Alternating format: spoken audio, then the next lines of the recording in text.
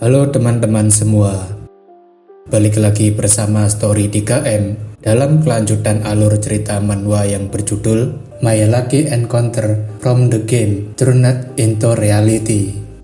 Baiklah, langsung saja kita masuk ke dalam alur ceritanya. Karena saking terkejutnya, Adrian memastikan siapa yang sebenarnya berada di kamarnya saat ini. Archia mengatakan jika ia adalah pendukungnya, tapi Adrian tidak bermaksud menanyakan soal itu. Adrian menanyakan bagaimana bisa Archia yang merupakan karakter dalam game bisa muncul di dunia nyata di sampingnya. Archia mengerti jika maksudnya adalah bagaimana entitas tidak nyata bisa menjadi nyata di dunia nyata. Melihat bagaimana Archia mudah memahami maksudnya, Adrian merasa jika Archia memiliki pemahaman yang baik. Archia mengatakan jika dia adalah seorang homunculus yang diciptakan Lucas. Dengan kata lain, Archia adalah warisan yang ditinggalkan Lucas. Adrian berpikir harusnya ia mencari pendukung yang lebih berguna lagi jika tahu karakternya akan muncul di dunia nyata. Adrian lebih terkejut lagi karena statistik dan kemampuan Archia juga sama seperti di dalam game dan akan meningkat sampai level Grandmaster. Menyadari potensi Archia bisa mencapai Grandmaster membuat Adrian terkesan karena itu sama saja sebanding dengan seorang mage lingkaran 8. Bahkan hanya ada 8 mage berlingkaran 8 di seluruh dunia. Adrian heran kenapa Lucas bisa membuat monster semacam ini, tapi Adrian rasa itu lebih baik karena memiliki sekutu yang bisa diandalkan dan hanya mendengar perintahnya. Namun masalahnya adalah Adrian bingung mau menyembunyikan Archia di mana karena ia tidak memiliki skill bersembunyi. Akan tetapi, Archia yang sebagai seorang warrior juga memiliki kemampuan untuk menyembunyikan mananya, dan Adrian rasa itu sudah cukup untuk mengelabui para kesatria. Archia mengatakan apa yang harusnya ia lakukan sekarang, tapi Adrian mengatakan tidak ada. Adrian menjelaskan jika dia sudah memiliki citra yang buruk di mata semua orang, jadi biarkan saja mereka melakukannya. Dengan sangat cepat, rumor buruk baru tentang Adrian yang sudah berani membawa wanita ke dalam mansion tersebar dan membuat citranya makin buruk lagi. Bahkan, para pelayan menganggap Adrian adalah putra yang tidak tahu malu membawa seorang wanita yang tidak diketahui identitasnya. Namun sebaliknya, ibu Adrian malah menanyakan kapan Adrian akan menikahi wanitanya karena ibunya tidak peduli dia dari keluarga mana. Kita sekarang berpindah ke Chronicle Online di mana Adrian sudah menduga jika semua orang akan menyebarkan rumor buruk, tapi ia tak habis pikir dengan perkataan ibunya. Adrian menanyakan apa yang terjadi pada tubuh Archia di dunia nyata ketika mereka sedang bermain seperti sekarang. Archia menjelaskan jika ia akan beralih ke mode istirahat, tetapi masih mengaktifkan fungsi pemantauan untuk melindungi Ardian. Mendengar penjelasan itu, Adrian paham jika Archia bisa memberitahunya jika ada masalah dan segera memberitahunya atau meresponnya dengan segera. Namun tampaknya Adrian dan Archia harus selesai berbicara karena quest takdir tahap kedua untuk melawan warrior orc telah dimulai. Orc itu mengatakan jika ia akan menjadi spesial setelah ia berhasil membunuh mereka berdua. Karena dilarang menggunakan bom atau gulungan sihir, Adrian yakin jika Lucas ingin membuat muridnya menjadi sangat kuat tanpa bantuan apapun. Orc itu kemudian langsung mengeluarkan kekuatannya pada Archia yang sedari tadi sudah bersiap. Meski serangan orc itu sangat kuat, tapi pertahanan Archia mampu membuat orc itu terkena serangan balik atau terpental karena serangannya sendiri. Mendapatkan kesempatan dari kelengahan orc, Adrian langsung menembakkan magic missile yang tepat mengenai kepala orc. Serangan itu sepertinya mengenai bola mata orc. Meski begitu, serangan Adrian mendapatkan critical hit, jadi akan terasa sakit.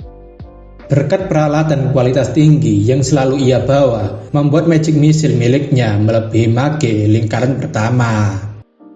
Ketika Adrian berpikir ia dapat mengalahkan dengan mudah semua musuhnya, tampaknya sebuah serangan sedang menuju Adrian. Namun berkat perlindungan Archia, Adrian mampu menghindari serangan mematikan dari orc yang tidak akan bisa ia hindari. Meski mendapatkan luka yang cukup parah, tapi nyawa orc itu nampaknya masih lebih dari setengahnya.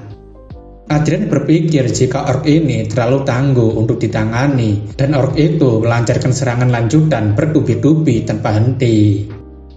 Jika tidak ada Archia, Adrian rasa sudah mati satu kali setelah terkena serangan orc tadi, dan merasa senang memiliki Archia yang bersamanya. Adrian kemudian menggunakan sihir elemen tanah untuk menjebak orc agar ia tidak bisa leluasa bergerak. Meski berhasil menjatuhkan orc dengan jebakannya, Adrian tidak bisa mengelak jika ia masih memiliki rasa takut untuk menghadapi monster seperti itu. Adrian ingin agar Archia mencegah orc itu untuk bangun selagi ia terus memberikan serangan padanya. Adrian tanpa ragu melancarkan magic missile pada orc tanpa henti, berharap ia akan segera tumbang. Dengan serangan bertubi-tubi seperti tadi, orc itu akhirnya memasuki masa kritis dengan nyawanya yang sudah sekarat. Adrian rasa orc satu ini memiliki tekad yang sangat keras seperti baja dan tidak menyerah sampai akhir.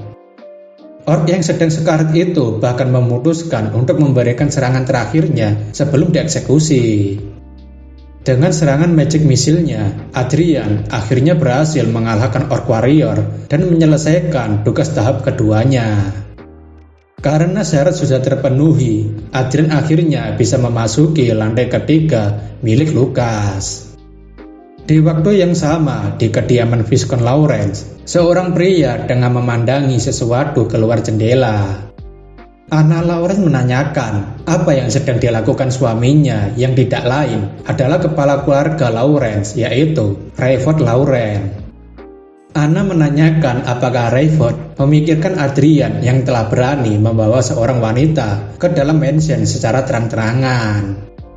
Namun, Rayford menunjukkan sebuah surat yang membuat Anna cukup terkejut dan tahu jika surat itu berasal dari mana. Singkatnya, isi surat itu meminta agar keluarga Lawrence mengirimkan pasukannya untuk membantu dalam peperangan melawan Kekaisaran Croissant. Anna menanyakan apakah Rayford berencana mengirimkan Cedric untuk berpartisipasi dalam peperangan itu, tapi Rayford tidak mengatakan apapun. Anna kemudian meminta agar Adrian saja yang dikirim dengan alasan agar ia lebih berguna bagi keluarga dan juga tidak hanya bermain game terus-terusan. Rayford menanyakan apakah Anna akan memanggilnya sebagai tumbal setelah mereka membiarkannya sendirian begitu saja. Anna beralasan jika itu keinginan Adrian sendiri. Lagi pula, Adrian juga masih mendapatkan haknya sebagai bangsawan selama ini. Rayford menanyakan alasan sebenarnya Anna melakukan hal seperti ini, tapi Anna malah berpura-pura tidak paham. Rayford memastikan jika Cedric akan menjadi penerus wilayah serta Anna dan ayahnya tidak akan diganggu siapapun. Akan tetapi, Rayford ingin agar Anna menerima keputusannya kali ini dan Anna sepertinya kebingungan. Rayford akan mengirim Adrian ke medan pertempuran itu, namun setelah ia kembali, Rayford berharap agar Adrian dan Sylvia tidak berada dalam bahaya lagi, termasuk dari pengawasan dan penyelidikan yang selama ini dilakukan Anna. Rayford rasa ini sudah sangat cukup dan berharap agar Anna tidak lagi mengganggu kehidupan Adrian dan Sylvia supaya mereka bebas. Di tempat latihan, Fish sangat terkagum karena Adrian berhasil meningkatkan stamina-nya sangat drastis berkat latihan rutin setiap hari dan berpikir mungkin Adrian bisa menjadi ksatria hebat jika sedari dulu berlatih. Sayangnya, Fish tidak tahu jika Adrian selama ini telah meningkatkan kemampuannya di dalam game. Terlebih, ia sudah mencapai level 30 setelah menyelesaikan tugas lantai 2. Selain itu, mereka juga mendapatkan hadiah uang yang sangat banyak dan berhasil mendapatkan lingkaran mage kedua. Terlebih, Adrian juga mendapatkan subspace yang memungkinkannya untuk menyimpan atau membawa barang-barang yang ia perlukan tanpa harus repot-repot. Karena progresnya dalam game ditransfer ke tubuh aslinya, Adrian bisa menjadi seorang penyihir hebat dan menjadi sebanding dengan kemampuan fisik seorang kesatria. Adrian rasa jika ia bisa menyerap semua warisan milik Lucas, ia yakin bisa menjadi sosok yang lebih mengerikan dibandingkan Lucas. Tak lama, seorang pelayan menyampaikan pada Adrian jika kepala keluarga ingin memanggilnya ke kastil.